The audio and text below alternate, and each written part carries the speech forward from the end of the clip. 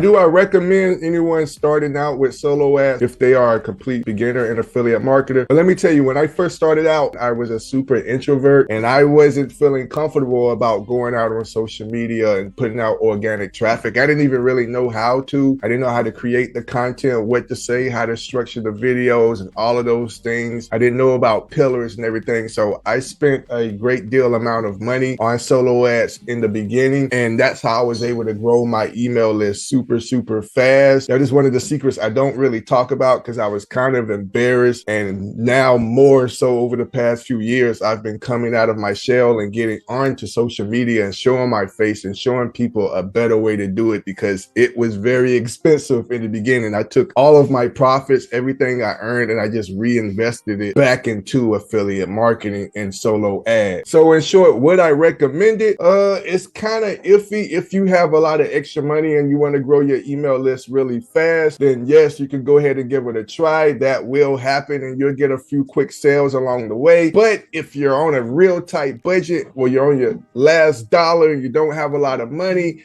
and it's a sacrifice, probably not. I wouldn't recommend that. I would do it the free and more easier way, in my opinion, with organic traffic and build your business and work up to that. And especially, I wouldn't do it if you don't have this email sequence and your email campaign set up correctly to where you can, over a long-term strategy, you can really make some money and make it more easily and a lot more stress-free and really do it the right way.